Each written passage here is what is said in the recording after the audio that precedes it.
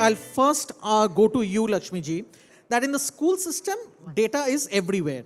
So assessment data, the static data, the background of the family, that is there. But when you are in the school ecosystem, how is this data being utilized by, let's say, you as a school head, or let's say the teachers, which can be a value add in the student's life on a year basis? So a child who's taking entry in, let's say, nursery is there in the school or in one, at least 12 to 15 years they are in school. Are we doing enough to leverage on the humongous data that is available to us? Data need not be only in terms of exams and assessments and the scores, but it could even be about the amount of water intake, monitoring the child's one's own physical health, or the amount of meltdowns that you have had, especially for a child who has a behavioral issue, the number of meltdowns, and what are the trigger points, or what are the issues that I have had when it comes to socializing, or when it comes to eating habits, creating a data and creating a roadmap for improving my daily habits, or building a social relationship. What are the areas in which that I'm finding I'm faltering? So you have both a very qualitative data and the quantitative data.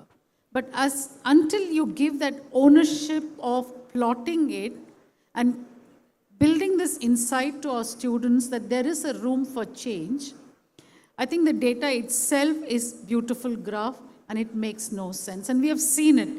After every assessment, our leaders would present the data. But how am I going to use the data to make this change?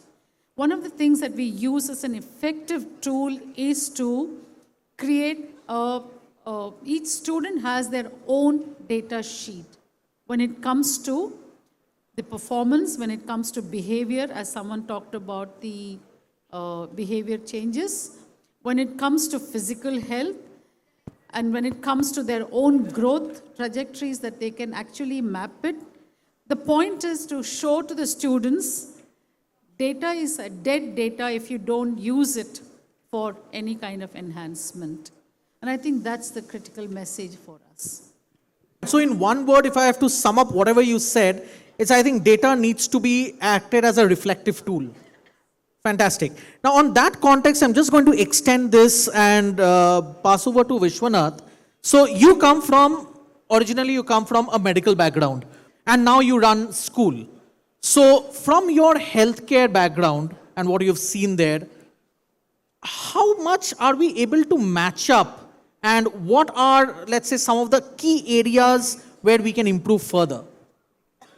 So healthcare is now and here data. Mostly healthcare is people go to a doctor only when they are sick, right? There's nobody who tries to be a wellness freak. They all do their jobs. They fall sick, they go to a doctor. And all data at that point in time is now and here. The diagnosis is now and here. And the medicine is also for now and here. Seldom do doctors think about what if I give this and what would happen to you. Whereas in school, I think what we are building is for the future. And therefore, you can't have just now and here data.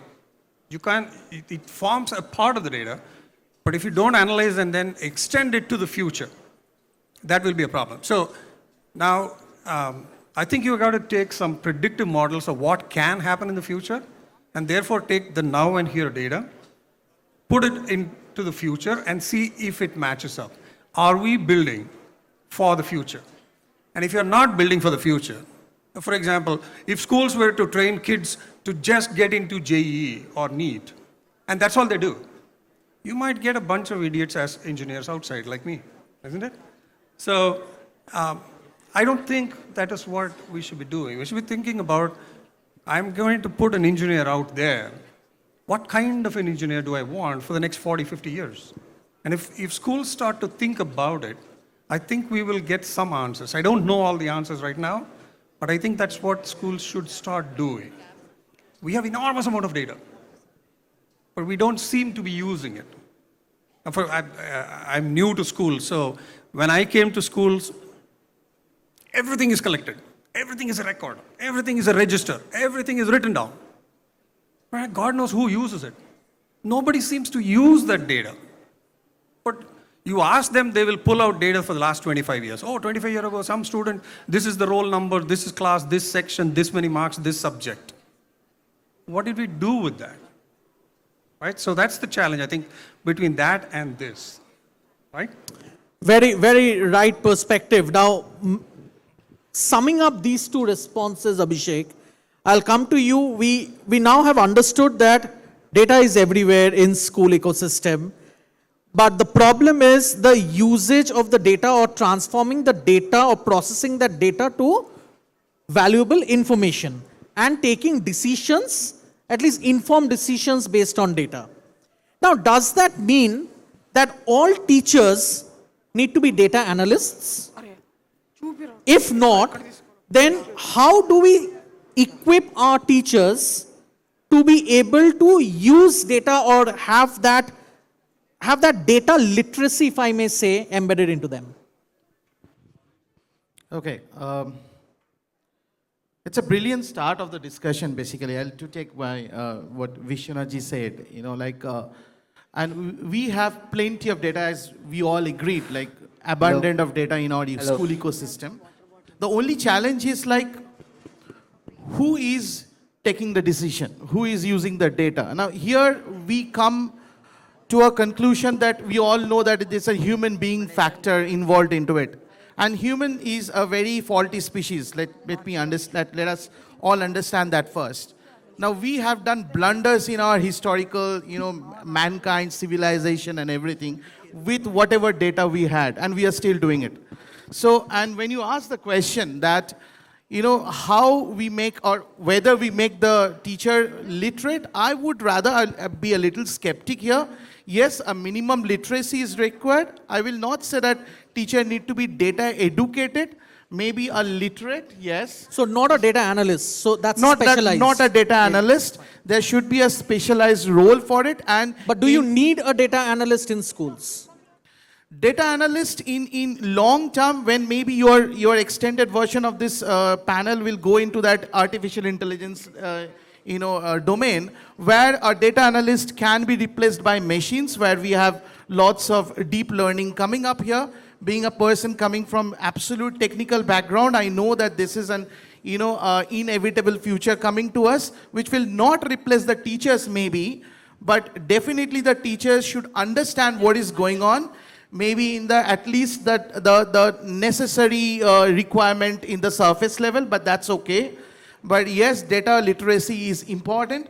But at the same time, again, what I'm trying to, I always love to play the devil's advocate role, that human is a faulty species and we have made lots of wrong decisions in our life and in our history of mankind. So maybe someday we will be standing in a crossroad where machines are taking better decisions than human. Then as a principal or director of an organization like some of us, we will be kind of in a position to take a decision whether to replace the person who is sitting in the decision-making chair of a school and replace them with a machine which is taking a better decision. While we don't have to have teachers extremely literate in terms of the data analysis, I think the whole language of expressions and articulations of, often we use this, I feel, or I have a notion. And that could be an extraordinary level of bias or perception issue. Whereas data gives you a more authentic, more reliable notion, reliable presentation of. Just an example, we had just after 2 years of pandemic, we were having our meetings and one of the leaders said, grade 6 children seem to be really worrisome in terms of their language skills. And I said, but they were in grade 3 when the pandemic hit. So obviously there would have been some basic foundational literacy happen. So the key pointer questions for me to understand, and this was a panic expression of lots of children having grade 6 language issues. you can do nothing about it. It's neither diagnostic, nor prescriptive, nor can you have any remedial measures. The pointed questions are about how many students, okay? 3 out of 105. So you immediately understand it's not a red level nor an orange level, okay? Then we need to have historic data of were these 3 children having a problem before or only now? And the next data question is it about which one, LSRW? So I think data helps you to narrow down the diagnosis, hence saves a lot of our energies in the strategies for addressing the problem. So in that sense, this is the future and there is no escape for us that we need to know to move beyond I think, I feel, I see to here is my data. Fantastic. If this is so much of power there in the usage of data, what's stopping us? What are the challenges? I think the first challenge that we have got is the way we collect the data and the way we organize that data. That's the biggest challenge that we have got. This I feel is something that I've heard a lot. People come and say that parents are saying, how many parents are saying, right? And then you figure out that 2 parents out of 2,000 parents have said something like that. So this is a common thing that happens. I think we have to step away from that to actually capturing what kind of data do we want to capture and where do we want to go with that, trickling down that data into that funnel. Now, the second challenge that I've got is what decision do you want to make? Therefore, what data do you want to collect? People don't know what decisions they want to make. Most likely in schools, all decisions come from one room. Seldom decisions come from multiple places in a school. And that also is a challenge that we have got. Decisions, for me at least, the teacher is with the child. So who's the best person to make a decision on that? And shouldn't she be armed with all the data that she needs, presented to her so she can or he can understand and deal with the situation? But we escalate everything to one corner room, like it all happens in all other organizations as well. And it all goes to one principal's room, and then the principal says, go do this. And then teachers scamper around to go and do it, come back, and 9 out of 10 times they say it did not work. Well, it won't work because the principal knows or decides based on what you told them. You don't know what decision you want. Where do you want to go? And therefore, what data should I present to say, hey, this data tells me that I can't reach there or I can reach there.